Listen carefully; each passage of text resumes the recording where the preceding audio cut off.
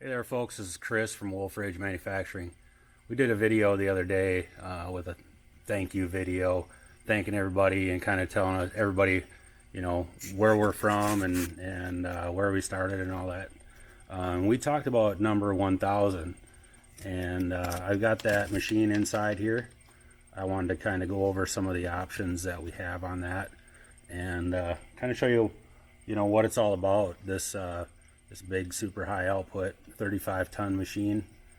Want to kind of show some of the things that our machines feature on these bigger machines here. So hang on just a minute, I'll do a little walk around.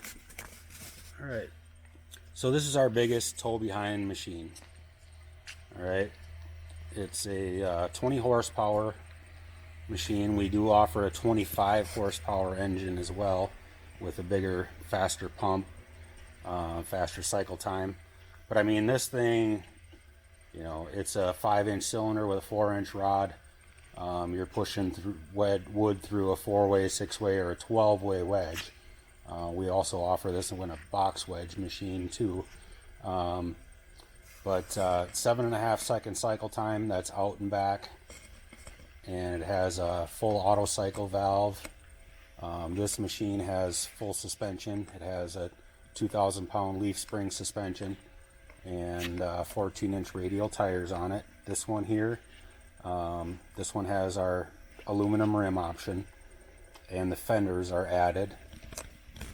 This one also had the taillights added, so a lot of folks don't really plan on towing it, so they opt out of the taillights. In fact, most states, taillights and licensing are exempt on wood splitters. You're not using it as a trailer. It's basically just a piece of equipment. You don't have to have taillights for most states.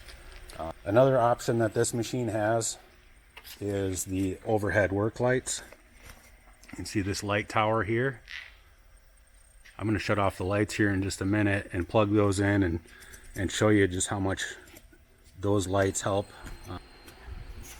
You see it lights up that splitter bay. The splitter wedges pretty well. That push block kind of hides a little bit of a, makes a little bit of a shadow there, but and you can adjust those lights as you need. And when you want to go to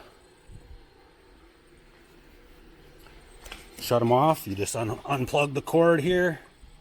Pretty simple. Unplug that and they're shut off. So no switches to get corroded, no complex system that's going to need parts later. Let me turn the lights back on and we'll finish up here. All right, so that's the light tower. And when you want to, say if you want to take that off, you can actually just unhook the wires, pull this clip, and lift up on the post, and you can hang that. Some guys will just hang it on the wall in the shop or whatnot, or put in the back of the truck when you're towing the machine down the road.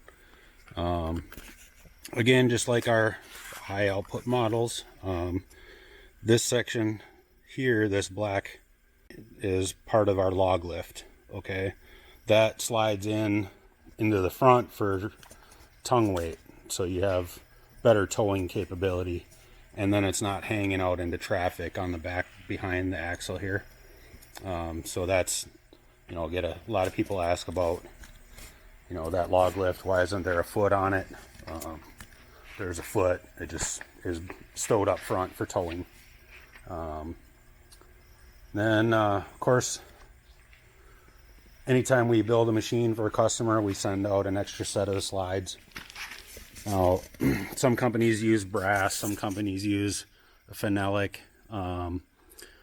We've kind of done a cost study against brass and found that the brass costs probably 8 or 10 times more than this Delrin material, and we don't really actually see that much more life out of them. So we've been sticking to these. A full set of nylon or Delrin slides for this machine is like $60 for the whole set. You know, might have to change them a little bit more often, but they're very cost effective.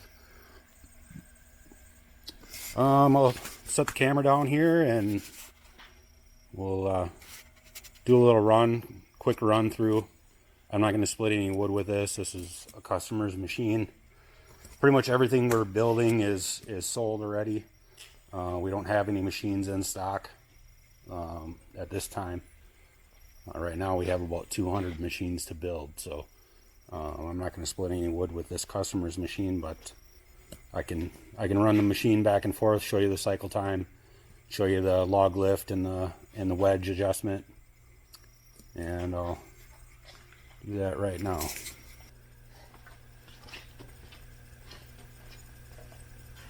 Alright, so something else I forgot to mention, these machines, you know, it's a 2,000 pound machine. Okay, it's a big heavy duty machine. We've got it balanced pretty well. So when you go to move it around, especially like in the shop, you know, on hard ground or even in a gravel parking lot, you can just push down on the back like this, lift the front end up a little bit, and you can walk it around pretty well.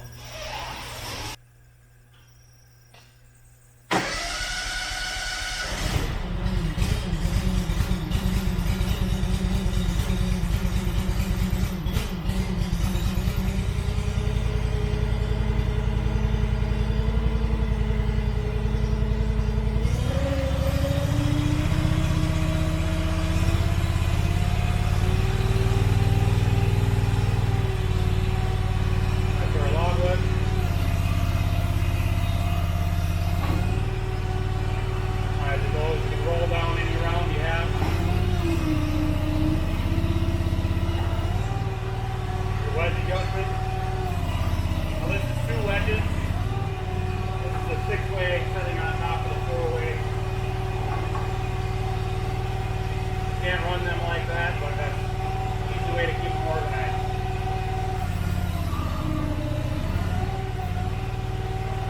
And our auto cycle valve, this is obviously a lower throttle setting. You can see it's doing it on the front.